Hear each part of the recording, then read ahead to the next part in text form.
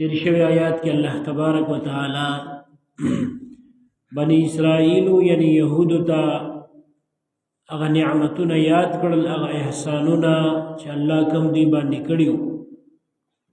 او ورته دا وی چې ما سره کوم وعده کړی و چې په نبی علیه السلام د ایمان وروړلو و نو هغه پوره کړي. یو دا په دې بل آیات کې ورته دا وایي چې ایمان وروړی په هغه کتاب باندې چې ستاسو د کتاب تصدیق کوي. ایمان په دې باندې راوړی او اول کافر په دې مه جوړېږي او په آیاتونو پټولو باندې پیسې مه اخلئ او زمانه ویریږي. نو الله ورته فرمایي وآمنو ایمان راوړی بما په هغه کلام باندې انزلتو چې ما نازل که قرآن عظیم الشان ته مراد دی، مصدقا چې تصدیق کوونکی دی دا قرآن لما د هغه کتاب معکم چې تاسو سره دی تورات دی. ولا تکونو تاسو مکیږي اول کافر به اول کافر انکار کوونکی په دې باندې. ولا تشترو تاسو ما اخلئ بآیاتی په بدله د آیاتونو زما کې ثمنا قلیلا لږې پیسې و ایای فتقون زمانه ویریږي. او بیا ورته فرمایي ولا تلبسوا الحق مګډوډوي حق بالباطل په باطل سره وتكتموا الحق پټوي تاسو حق وانتم تعلمون تاسو خپويږي چې موږ حق پټوو. په دې لومبي آیات کې الله ورته فرمایي چې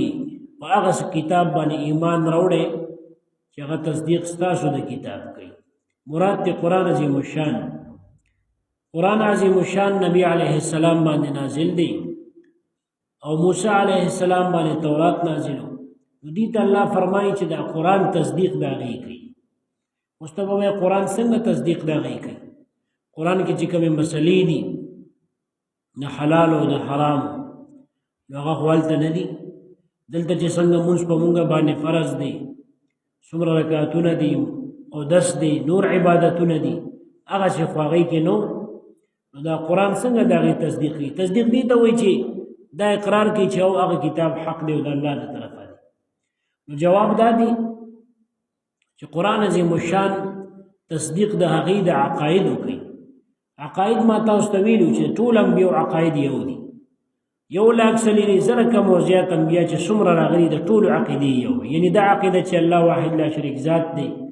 قیامت ورځ شته، حساب کتاب شته، او د قیامت تفصیلات د فرشتو متعلق عقیده، د انبیاء متعلق د کتابونو دا د ټول انبیاء یو شان. او د نورو انبیاء دینونو کې فرق صرف په حلال او حرام کې دی او د عبادت په اقسامو کې دی. لکه حلال او حرام یو شیز بداسي چې مخکې زمانه کې به حرام اوس به حلالي په دین اسلام کې، یا به یو شیز داسي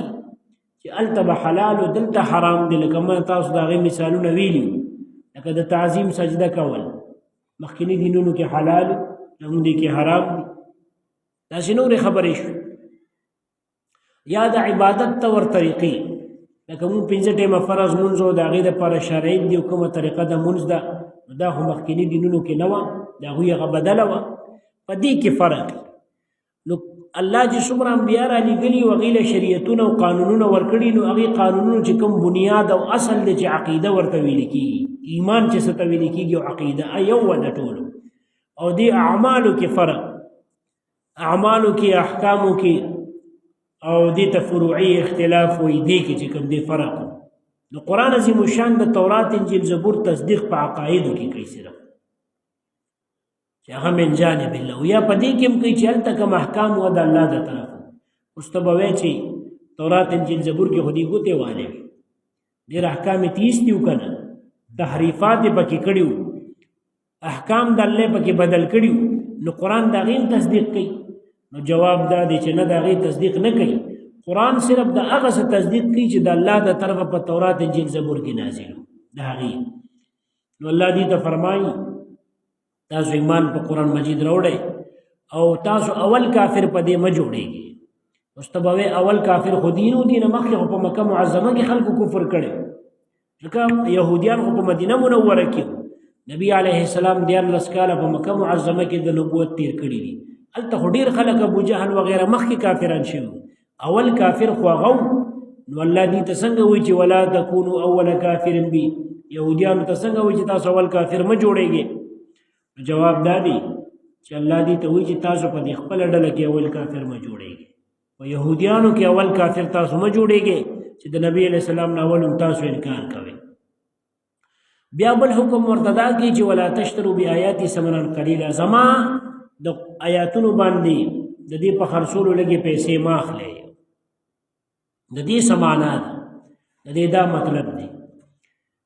چې د نبی علیه السلام مبارک صفت په تورات کې ذکر او دا مو چې د آخر زمانه پیغمبر دی او د دین وعده مغشتي و چې ایمان به پرې وړي،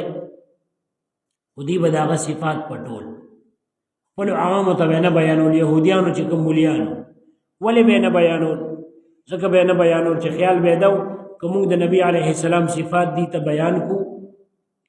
نو دې ځي او په هغه ایمان راوړي، نو چې زموږ ټول خلک په هغه ایمان راوړي نو موږ له به تحفې او ډالۍ بیا څوک راکوي؟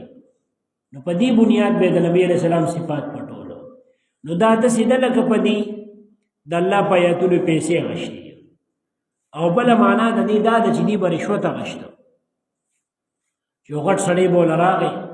او ورته به یې وي یاره به داسې کار وکړه چې دا پیسې واله خو ما ته دا حکم بدل کړه، هغه به وایي صحیح ده بس زه تا دپاره داسې شو، رشوت به یې اخیست. نو الله ورته فرمایي چې رشوت پې مه اخلئ. نو دوی به آیاتونه پټول، نو معنا د دې دا ده ګوره ولا تشترو تاسو مه اخلئ بآیاتي، یعنې بکتمان آیاتي، په پټولو د آیاتونو زما ثمن قلیل لږې پیسې، هغه آیاتونه به یې پټول چې کومو به دې ته نقصان که او د دې ګټه به یې کموله به یې پټول. لکه نبی علیه السلام مبارک له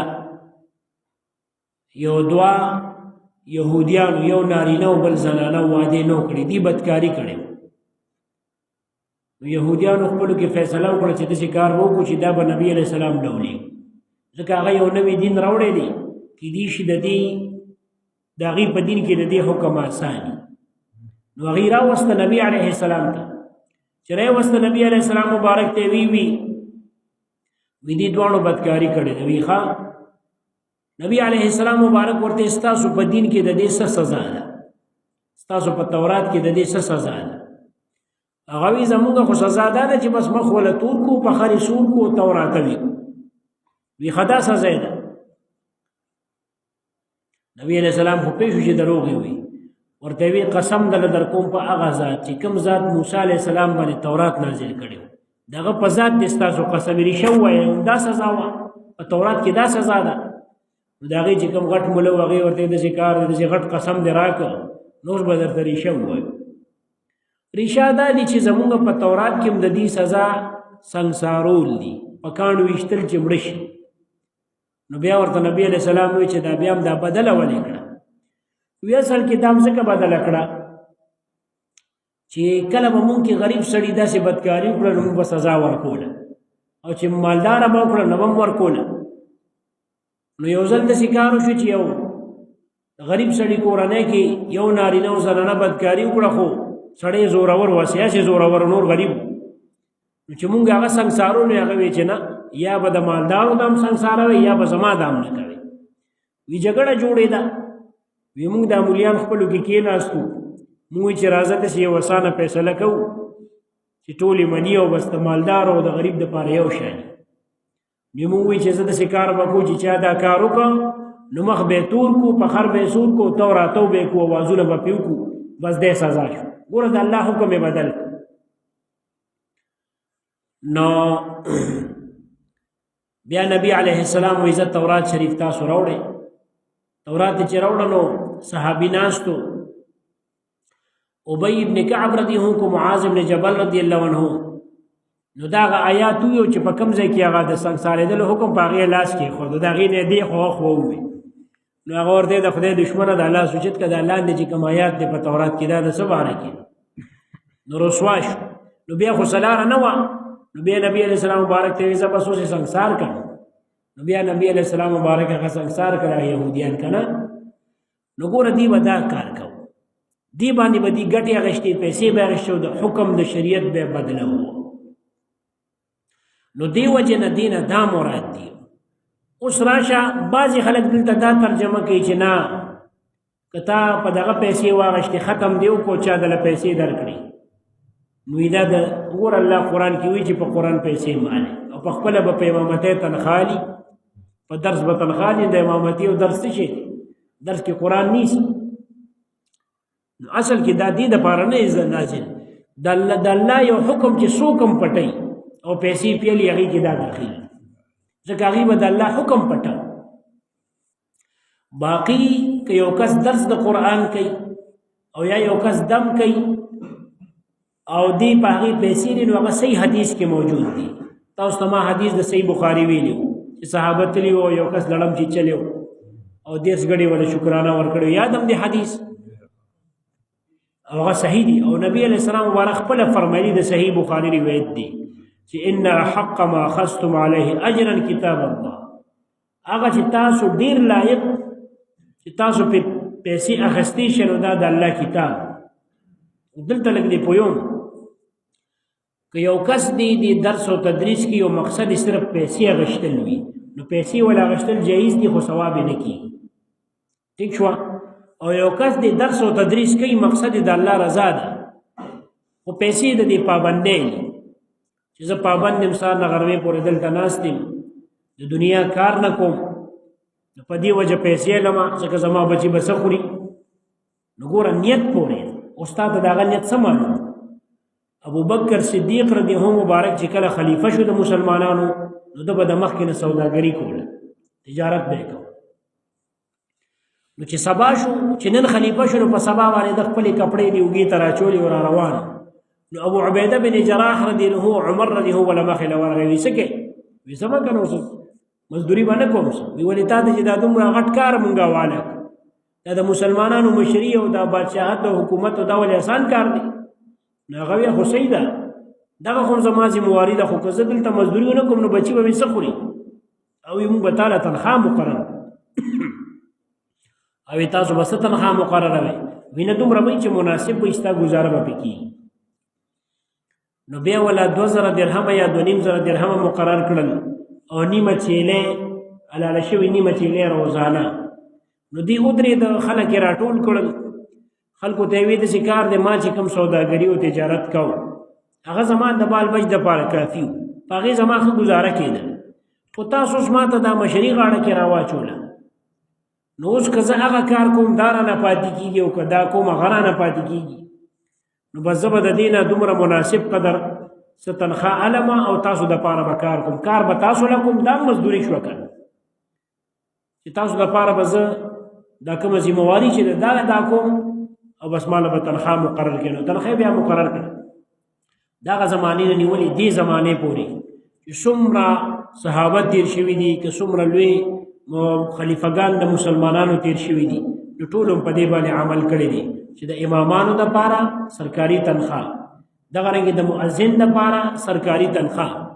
او داسې یو پسې کوم چې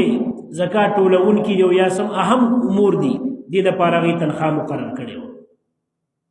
نو په دې بنیاد باندې په دې اجماع د امت ده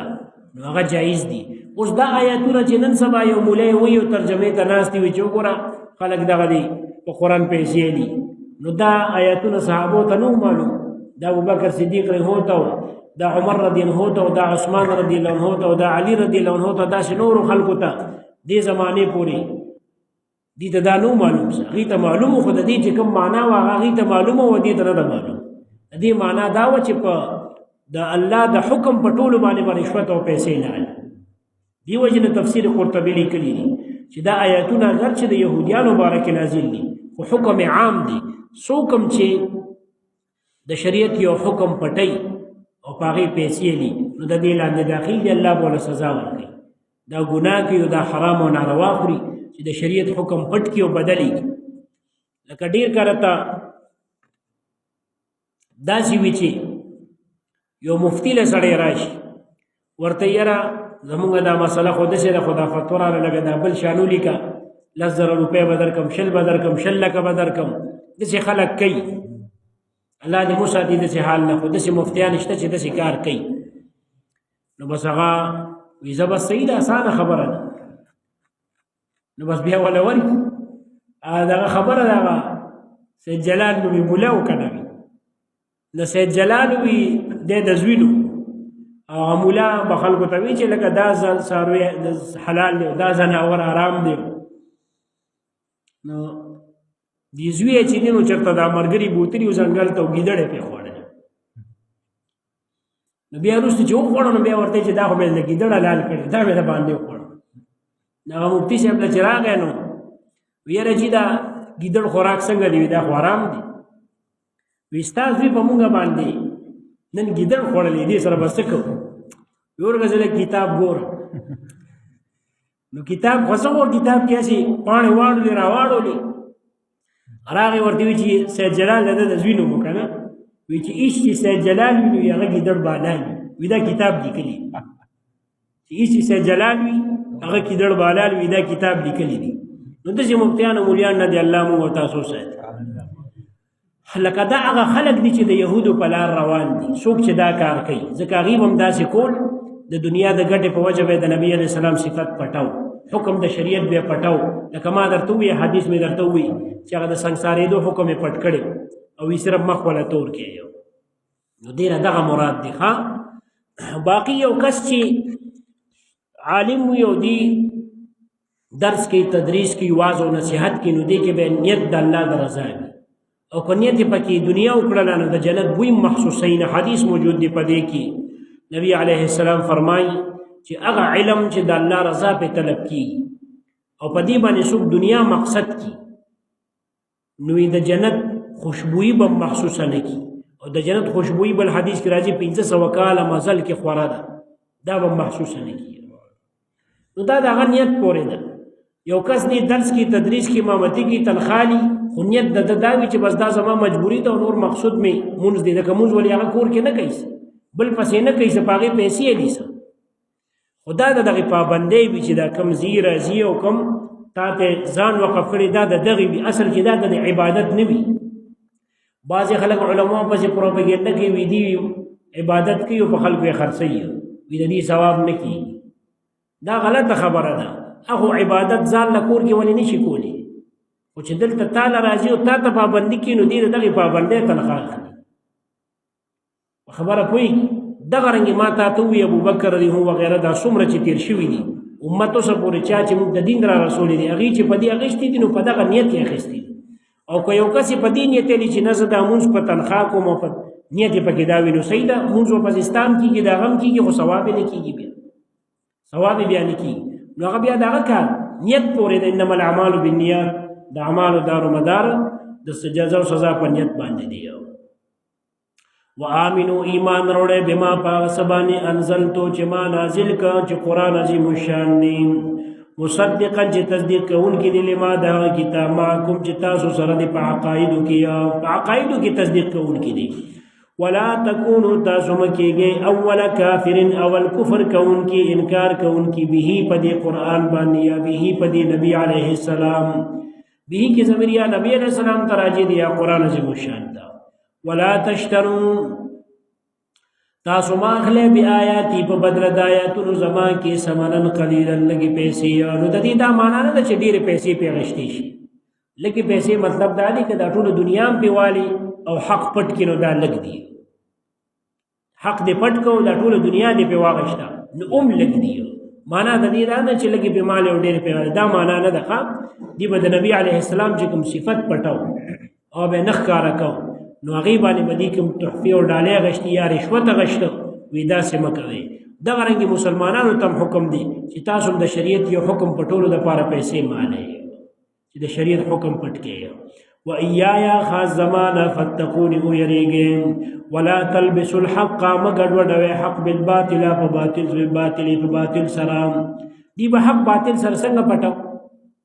داسې به یې ګډوډو ویره نبی علیہ السلام مبارک خود الله پیغمبر دی خو مونږ ته الله نه دی رالېږلی ګوره یو خبره به حق کوله دا بله به باطله کوله حالانکه نبی علیہ السلام مبارک ټول مخلوق ته الله پیغمبر لېږلی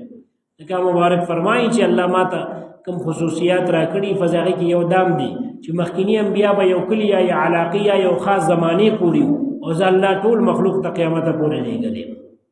دیو جن هر پیغمبر باندې الله لازم کړو چې په نبی علیہ السلام په ایمان وروړي او دیو جن هغه ویلو چې موسی علیہ السلام هم ژوند دی وي نو دا هغه به چاره نه و په ما به ایمان وروړو او د دې وجه نه چې عیسی علیہ السلام راشي نو د نبی علیہ السلام تابعدار وي